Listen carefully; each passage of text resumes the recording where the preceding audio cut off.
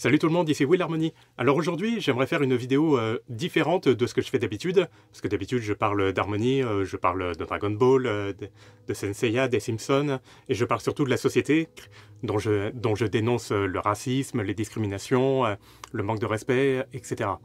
Mais là, ce coup-ci, j'aimerais juste parler d'un film. Un film que je viens de voir et que je voulais voir depuis très longtemps, en fait. Parce que c'est un film qui date pas d'hier, hein, c'est La Moustache, un film de 2004 avec Vincent Landon et Emmanuel Deveau. Et écrit par Emmanuel Carrère, qui est en fait l'adaptation d'un livre qu'il a lui-même écrit. Et oui, à l'époque, j'avais vu l'article sur Télé Loisirs, quand il est sorti, ce film. Et je me suis... Et Télé Loisirs, c'est dire ça date, hein, mine de rien. Parce que je sais pas pour vous, mais pour moi, un vieux film, c'est un film des années 80-90. Moi qui ai grandi à cette époque-là, plutôt dans ces années-là, j'ai du mal à concevoir qu'un film des années 2000, même si c'est 2004, 2005 ou même 2010, pour moi, ce sont pas des vieux films. Hein. J'ai du mal à me mettre dans la tête que ce sont des vieux films. Ouais, c'est dire, hein, mais mine de rien, aujourd'hui, on est plus proche de 2050 que de 2000. Hein. On vieillit, hein, le temps passe vite. Profitez de votre jeunesse, hein, s'il y a des jeunes qui regardent cette vidéo.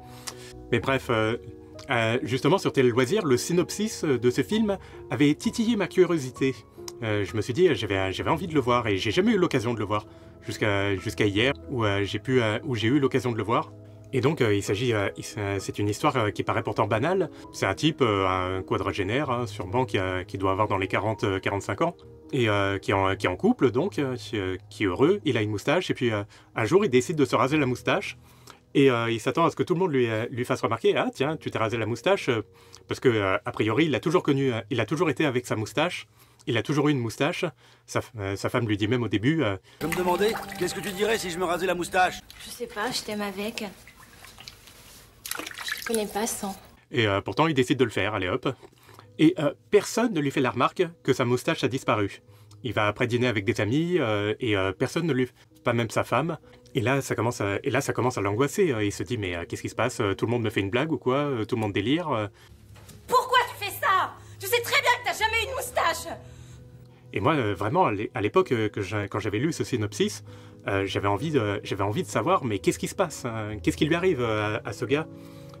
Est-ce qu'il avait vraiment une moustache ou est-ce que c'est lui qui délire ou c'est les autres qui lui font une blague? Est-ce qu'il n'aurait pas un dédoublement de personnalité ou quelque chose comme ça? Parce que mine de rien, avoir une moustache et ensuite ne plus avoir de moustache, mine de rien, ça se remarque hein, quand même. Hein. C'est comme porter des lunettes et ne plus porter de lunettes. Le visage, il change, quoi. On le voit bien avec Superman quand il porte ses lunettes et qu'il les enlève. Ou alors Peter Parker, Spider-Man, qui, quand il porte ses lunettes et qu'il les enlève... Mais on le remarque tout de suite, quoi. Sa copine Mary Jane le remarque immédiatement. Et donc ça paraît bizarre quand même que personne ne lui fasse remarquer que physiquement il a quand même changé. Et pourtant non, tout le monde réagit comme si de rien n'était. Et là ça commence à l'agacer un petit peu. Et il fait la remarque à sa femme, mais tu vois pas que ma moustache elle a disparu et tout.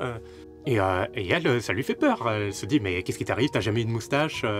Et Agnès, du coup, ce qu'elle fait, elle prend le téléphone en pleine nuit pour appeler ses amis chez lesquels ils ont été dîner. Et ses amis confirment que non, Marc n'avait pas de moustache. Bon, après, il l'envoie un petit peu promener parce que bon, c'est la nuit, ils ont envie de dormir. Et là, Marc commence à sombrer un petit peu dans la folie. Hein. Il se dit, mais il va jusqu'à fouiller dans les poubelles pour récupérer les poils de sa moustache. Et pour les lui montrer à sa femme. Et mais de rien, ils ont réussi à faire une bonne ambiance, hein, à plonger le spectateur dans cette interrogation, dans ce parcours où on se demande ce qui arrive au personnage principal, et on se demande surtout qu'est-ce qui est vrai, qu'est-ce qui n'est pas vrai.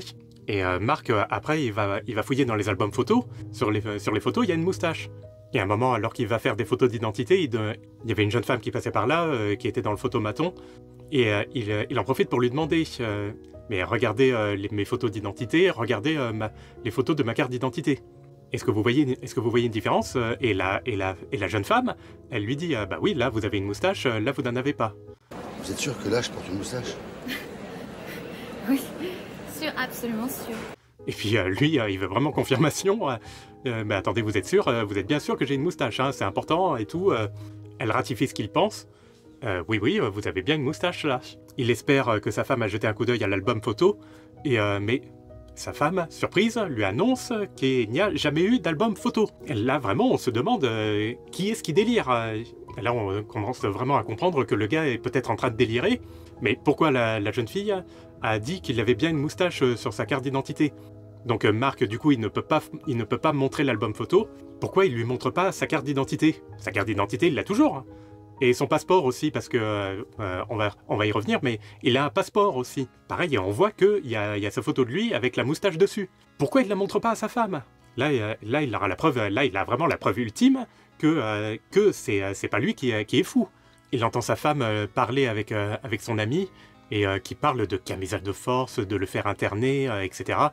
Donc, est-ce que Marc serait victime d'une sorte de gaslighting? Ce procédé qui consiste à faire croire qu'une personne perd pied avec la réalité, qu'elle délire, que sa perception de la réalité n'est pas la bonne. Personnellement, là, j'ai pas très bien compris ce qui se passait. Le gars, il part à Hong Kong, alors qu'il pleut à torrent dehors. Le gars, il prend son passeport, il prend quelques vêtements vite fait. On se doute qu'il prend son portefeuille aussi, mais bizarrement, on le voit même pas partir avec, parce qu'il paye un taxi avec. Et il se tire à Hong Kong. Qu'est-ce qu'il va faire à Hong Kong? Pourquoi Hong Kong? Pourquoi pas un autre pays de l'Union Européenne? Ce serait quand même plus simple, quoi, parce que la plupart des gens de l'Union Européenne, je pense qu'ils parlent anglais quand même. Donc, bon, à Hong Kong, il a parlé anglais, il n'a pas eu trop de problèmes à se faire comprendre. Mais là, on entre dans une phase où il ne se passe plus rien. Mais vraiment plus rien. Et ça dure 10 minutes à quart d'heure, hein, quand même. Hein. Là, personnellement, moi j'ai pris ça comme un moyen de relâcher un petit peu la pression, parce que c'est tendu. Hein. Je trouve que le film est réussi. Hein. J'ai passé un bon moment. Oui, parce que ça, c'est un truc que je vous ai pas dit. Moi, je trouve que c'est un bon film. Je trouve que c'est un film où les acteurs jouent bien, Vincent Landon communique bien son désarroi, sa pseudo-folie où il comprend plus ce qui se passe. Et ce passage-là à Hong Kong, moi je me demande si le but c'est pas de permettre au spectateur de souffler un petit peu et de lui laisser le temps de réfléchir et de faire ses analyses par lui-même. Moi en tout cas c'est ce que j'ai fait à ce moment-là. Je me suis dit, bon alors qu'est-ce qui se passe? Est-ce que c'est sa femme qui délire avec lui, qui essaye de le faire passer pour fou, qui veut se débarrasser de lui, et qui est aidée de ses amis? Agnès fait remarquer à Marc, mais si t'avais vraiment eu une moustache et que tu te l'es rasée, nos amis s'en seraient rendus compte. Or, ils se sont rendus compte de rien. Sauf qu'un petit détail assez important, c'est que Marc était en train de conduire, et en plein Paris, évidemment, il n'y avait pas beaucoup de place pour se garer. Donc il a dit à sa femme, descends de la voiture, va rejoindre nos amis, et moi je vais trouver une place et je vais vous rejoindre. Donc il soupçonne sa femme d'avoir organisé tout ça le temps qu'il arrive, le temps qu'il se gare et le temps qu'il arrive dans l'appartement. Chose évidemment qu'elle dément et que ses amis démentent. Puis un autre détail intéressant aussi qui donne une interprétation particulière, c'est la scène dans le restaurant. Sa femme lui achète un veston, une veste un peu bizarre de couleur verte là. Après ils vont dîner dans un restaurant et sa femme a une attitude, je sais pas si c'est volontaire ou pas, mais elle a une attitude plutôt bizarre. Elle dit quelque chose, juste après elle dit le contraire. Elle demande à fumer. Marc a l'air un peu surpris. Est-ce que par hasard, elle se serait mise à fumer ou remise à fumer alors qu'avant elle fumait plus? C'est pas précisé, mais la scène est tournée de façon à ce que cela sous-entende que quelque chose est inhabituel. Mais surtout qu'en plus, elle demande des cigarettes. Un coup, elle demande des Marlboro Light. Un coup, finalement, elle veut des Marlboro normaux. Ah, vous avez des cigarettes? Oui, Marlboro Light. Light. Non, pas light. Pareil, pendant le repas, elle dit quelque chose, et juste après, elle dit le contraire. Si, c'est bon. Enfin, non, pas très. Enfin, cette scène, en tout cas, donne une impression bizarre. Et une autre scène, donc, je reviens au passage qui se passe à Hong Kong. Marc, donc, il séjourne un moment dans un hôtel, et il envisage de lui envoyer une carte postale à sa femme, à Agnès. D'ailleurs, il lui a même pas dit où il allait. Chose importante ça, parce que vous allez comprendre. Il lui a pas dit où il allait, que je sache, hein, en tout cas c'est pas indiqué. Il lui a pas dit quand est-ce qu'il rentrerait, il l'a pas prévenu qu'il partait à Hong Kong comme ça. Et il écrit sur la carte postale qu'il aimerait qu'elle soit là, parce qu'il lui parle de la vue qu'il a dans sa chambre. Il lui dit voilà, sans tes yeux, je ne vois pas. Ah, donc, est-ce que sa femme ne représenterait pas quelque sorte une autre personnalité? Moi c'est ce que j'ai cru, hein. Moi je me suis dit, est-ce que par hasard, est-ce que sa femme est réelle? Est-ce que sa femme existe? Est-ce que par hasard, sa femme ne serait pas un alter ego de lui qui voit les choses différemment? Est-ce que par hasard, lui, ce serait pas un côté un petit peu fou, tandis que sa femme est son côté sain? Et Bruno? Tu le connais, Bruno? Il a bien appelé tout à l'heure. Oui, oui, bien sûr. J'ai besoin de tes yeux, quoi. J'ai besoin que tu vois. Parce que sans toi, je ne vois pas. Donc est-ce que ce serait pas une métaphore pour lui dire que sans elle, il est perdu, que sans elle... Est-ce que sans elle, il n'aurait pas une bonne interprétation de la réalité? Moi, c'est là-dessus, en tout cas, que je suis parti. C'est la théorie que je me suis forgée. Est-ce que sa femme ne serait pas une sorte d'illusion, une sorte de délire, d'hallucination, ou un ami imaginaire, ou quelque chose comme ça? Un ami imaginaire qui a pris vie et qui s'est matérialisé dans son imagination. Et que du coup, Marc n'arrive plus à distinguer ce qui est imaginaire, ce qu'il imagine, la personne, son ami imaginaire, est-ce qu'il ne l'intègre pas dans le monde réel? Est-ce que par hasard, il n'est pas en train de confondre son ami imaginaire, son imagination, du coup, avec la réalité? Parce qu'il y a un autre détail aussi, c'est qu'à un moment, il devait aller dîner chez les parents, chez leurs parents, et donc Agnès annule le dîner, mais elle annule un dîner avec ses parents à elle. Or, Marc lui dit, mais non, ça devait être un dîner avec mes parents à moi, avec mon père et ma mère. D'accord, c'est à ma mère que t'as parlé. Mais c'est chez mes parents qu'on allait déjeuner. Et Agnès lui dit, Ton père est mort, Marc. Ton père est mort l'année dernière. et là encore une fois, on se dit, mais il délire encore plus, Marc. Sans elle, Marc devient...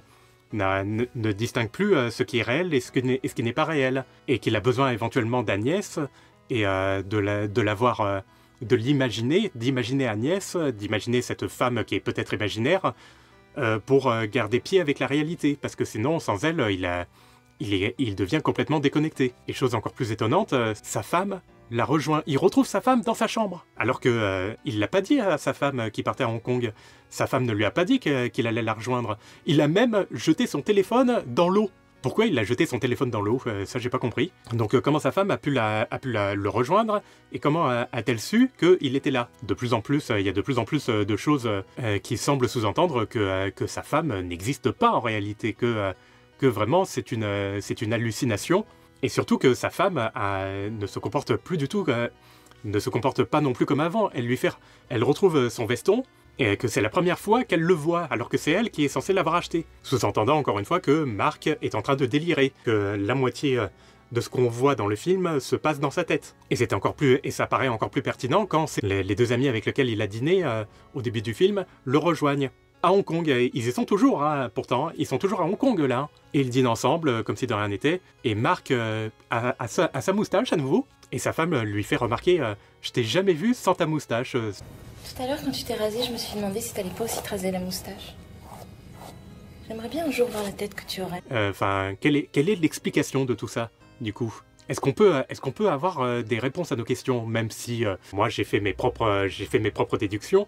Mais peut-être que d'autres personnes, vous, si vous avez vu le film, est-ce que vous avez d'autres déductions? Il y en a qui disent que la moustache de Marc représente son côté saint, sa sainteté d'esprit. Et que quand il l'enlève, eh ben, il enlève la partie rationnelle de son cerveau. Et que du coup, il en vient à délirer. Et même l'auteur lui-même, apparemment, dit, sur le plan thématique, le livre explore en profondeur la perception de soi, la présence de l'identité, la manière dont celle-ci peut définir une personne, et ce qui peut se produire lorsqu'elle est privée de son identité. L'aspect physique peut devenir sans importance, les gens vous connaissent pour ce que vous êtes, et non précisément pour ce à quoi vous ressemblez. Alors, il y a du vrai dans tout ça, oui, mais si ce n'est que moi je suis pas tout à fait d'accord, hein, parce que au niveau sociétal, beaucoup de gens nous définissent par rapport à notre physique, par rapport à notre tenue vestimentaire, et beaucoup de gens eux-mêmes, certains traditionalistes, veulent absolument intégrer leur tenue vestimentaire à leur identité. Et donc le fait d'avoir une barbe, le fait d'avoir une moustache, suivant la tenue vestimentaire qu'on a, je prends l'exemple d'un entretien d'embauche, suivant la manière dont vous vous présentez, la manière dont vous êtes habillé, la manière dont vous vous présentez, si vous êtes rasé ou pas, si vous êêtes bien coiffé ou pas, la coiffure que vous avez, et tout, votre posture, tous ces détails physiques font que vous allez rentrer dans des cases. Dans une case où l'employeur va dire celui-là, non, je suis pas très chaud pour l'embaucher. Enfin, direct dès le début, il aura certainement déjà pris sa décision. Celui-là, non, je vais pas le prendre. Tandis que d'autres qui feront meilleure impression juste avec leur physique auront plus de chances d'être embauchés. Et ne serait-ce au niveau de la couleur de peau aussi. Hein. Beaucoup d'employeurs qui ont un fond raciste en eux, et malgré eux, auront plus tendance à embaucher un blanc qu'un noir avec le même CV. Donc ça, mine de rien, je suis assez d'accord que les gens nous connaissent pour ce que nous sommes a priori, et non pas pour ce qu'on a l'air. Qu'on le veuille ou non, je dis pas que c'est forcément une bonne chose de juger les gens sur leur physique, de juger les gens sur leur premier rapport. Non, c'est pas une bonne chose. C'est ce que font mais c'est ce que font la plupart des gens. Ce film a attiré ma curiosité justement à cause de ça, parce que je voulais savoir si c'était vrai, si c'était pas vrai, ce qui est vrai, ce qui n'est pas vrai. Et c'est ça que, là, c'est le point noir du film pour moi. Il n'y a pas de réponse. Le film s'arrête là. On voit Marc et Agnès dans leur chambre, dans leur lit. Le film finit comme ça. Ok, donc c'était quoi la réponse moi, ça me plaît pas. Ça m'énerve, ce genre de conclusion. Où c'est bien, c'est de la bonne narration, hein, moi je trouve. Hein, le film nous tient en haleine, hein, malgré le passage de un quart d'heure bien trop long quand même à Hong Kong. Mais sinon, le film ne nous donne pas vraiment les réponses. Il nous donne des indices, hein, il nous permet de faire notre propre interprétation. Mais n'empêche que moi, je veux connaître la vérité.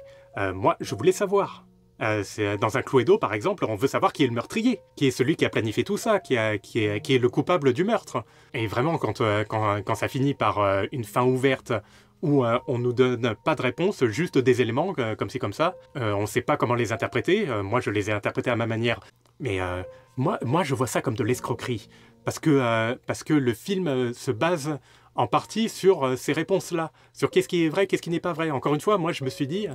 Pourquoi l'album photo a disparu? Pourquoi Marc n'a pas montré sa carte d'identité? Ou même son passeport? Sur les deux, il y a sa photo à lui avec une moustache. Il avait qu'à la montrer à sa femme. Et puis là, on aurait été fixé. J'ai passé tout mon temps à voir ce film. Bon, j'ai passé un bon moment, c'est pas le problème. Mais n'empêche quand même que j'ai passé... que c'est le synopsis de ce film, c'est les interrogations qu'on se pose qui m'a donné envie de continuer à voir ce film. Parce que je voulais savoir, parce que je voulais enquêter avec le protagoniste, me mettre un petit peu dans la tête du protagoniste et me dire est-ce que je suis victime de gaslighting? Est-ce que je suis victime de folie? Est-ce que ma femme est réelle? Est-ce que tout ça est réel? Qu'est-ce qui est réel? Qu'est-ce qui n'est pas réel? Et tout ça, au bout du compte... C'est comme si je faisais une dissertation, et qu'une fois que j'ai rendu la dissertation, on me rend pas la note. On me dit pas si c'est bien écrit, si c'est mal écrit.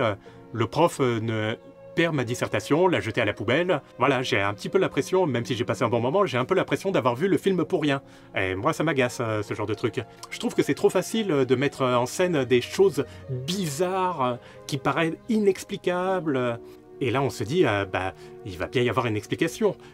On va nous surprendre. Dans Sixième Sens, par exemple, ou dans The Visit, un autre film de Shyamalan, on se demande ce qui arrive aux grands-parents des deux enfants, là, pourquoi ils se comportent de manière aussi bizarre et tout ça. Et on a une réponse. On nous donne une réponse. On n'a pas regardé le film pour rien. Même si je suis d'accord que l'ambiance et tout, ça participe au film.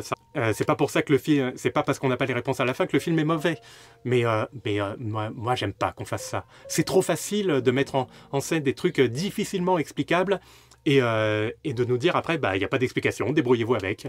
Pour reprendre l'exemple de la dissertation, c'est un peu comme si moi je faisais un exposé à l'école et que mon exposé était inachevé. Et que là, le prof, il me fait la remarque. Mais attendez, votre exposé, il n'est pas terminé, là. Débrouillez-vous, hein, vous n'avez qu'à imaginer la fin vous-même. Non mais non. Oh mais non. Oui, d'accord, moi-même, je me fais ma propre interprétation. Et c'est vrai que d'un côté, ça peut être plaisant de faire sa propre analyse, ses propres déductions. Mais n'empêche, c'est trop facile de faire ça. C'est trop facile de ne pas achever son œuvre et de dire au spectateur, limite, faites-le vous-même. Et ça en est frustrant, même si ce n'est qu'une histoire. Hein. Bon, je vais pas en faire un drame. Hein. Maintenant que j'ai vu le film, je vais passer à autre chose. Ça me rappelle un petit peu le film Les Étoiles contraires, là, où une cancéreuse veut rencontrer l'auteur de son livre préféré, dont il n'a pas écrit la fin. Et puis l'auteur l'envoie carrément promener. Mais je m'en fous, c'est qu'un livre et tout ça, et puis... Promesse! Après, il ne se passe rien, ils sont fictifs, ces gens. Ils cessent tous d'exister au moment où le livre s'arrête. Mais ça se peut pas! Puis la fille, ça la met hors d'elle. Que le maître du récit n'ait pas trouvé une fin à l'histoire qui la passionne. Et c'est vrai que c'est pas terrible de la part d'un auteur de laisser son œuvre inachevée comme ça et un petit peu de manquer de respect au bout du compte à son public, parce que son public quand même c'est quand même un client en quelque sorte. Hein. Nous, quand on regarde un film, quand on lit un livre, on est en quelque sorte des clients. On achète quand même quelque chose. Donc on estime quand même que l'auteur nous doit des réponses par rapport aux attentes qu'il crée. Donc voilà quoi, mais c'était un bon film. Et apparemment, le livre ne finit pas de la même façon. Elle finit de manière carrément tragique. Et justement, le livre finit par le suicide de Mark. Alors, comme le dit cet article, en effet, tout commence par un fait banal et sans conséquence pour personne. Un homme décide de se raser la moustache. Cependant, à la fin du roman, ce même homme se suicide, du fait même de tout l'embroglio suscité par cet acte anodin. C'est dire quel parcours délirant il a pu faire pour en arriver là. Donc oui, peut-être que c'est Mark qui accorde trop d'importance à quelque chose qui n'a pas d'importance au bout du compte. C'est peut-être aussi ça l'interprétation. Donc voilà, c'est un bon film. C'est un film que je voulais voir depuis longtemps, comme je le disais. Je suis content de l'avoir enfin vu. Mais au bout du compte, j'ai attendu 20 ans pour le voir et finalement, je me suis dit, ouais, bon, ça n'a pas répondu vraiment à mes attentes. Mais sinon, c'est une bonne ambiance, c'est bien raconté, c'est bien interprété, voilà quoi. Je vous encourage à le voir, à y jeter un œil et à vous faire votre propre interprétation, à la partager dans les commentaires si vous le souhaitez. Donc voilà, merci d'avoir regardé cette vidéo, n'hésitez pas à liker et à commenter, que vous soyez d'accord ou pas, il n'y a pas de souci, du moment que vous restez respectueux. N'hésitez pas à dire ce que vous en pensez dans les commentaires. Et en attendant, je vous dis à bientôt et respectez-vous les uns les autres. Allez, à bientôt!